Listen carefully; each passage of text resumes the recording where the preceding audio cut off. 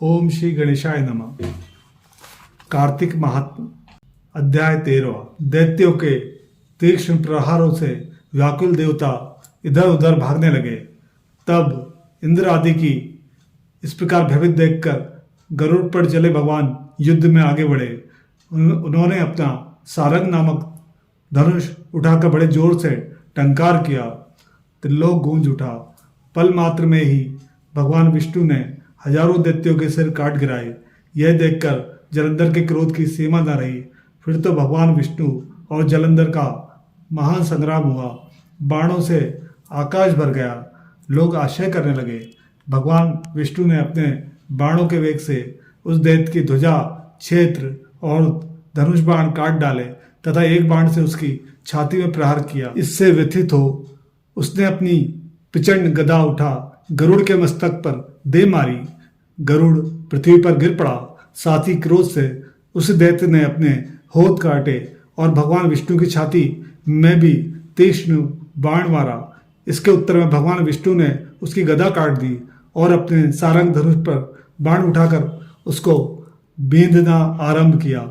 जलंधर भी उन पर अपने पहने बाण बरसाने लगा।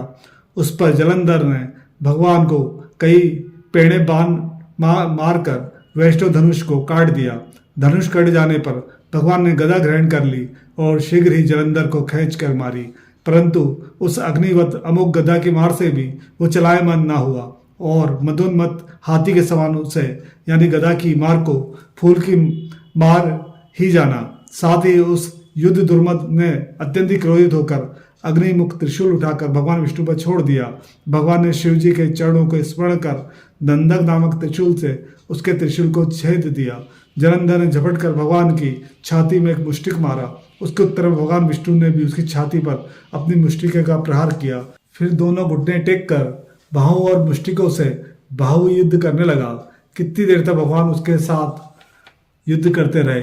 जब वो कुछ भ्रमित से हो गए तब सर्वश्रेष्ठ माया से भगवान उस दैत्य से मेघवाणी में बोले, हे रण दुर्मद दैत्य श्रेष्ठ, धन्य है जो इस महायुद्ध में इतने बड़े बड़े आयुधों से भी भयभीत न हुआ। तेरे इस युद्ध से मैं बड़ा खुश हूं। तू जो चाहे वह मांग, मैं अदेय वस्तु भी आज तुझे दे दूंगा।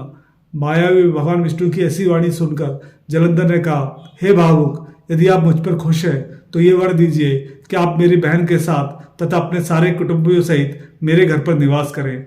नारद जी कहते हैं, उनके ऐसे वचन सुनकर भगवान को खेद तो हुआ, किंतु उसी क्षण उन देवेश ने तथास्तु कह दिया। अब भगवान विष्णु सब देवताओं के साथ जलंधरपुर में जाकर निवास करने लगे। जलंधर अपनी बहन लक्ष्मी और देवताओं सहित भगवान को वहां पाकर बड़ा प्रसन्न हुआ।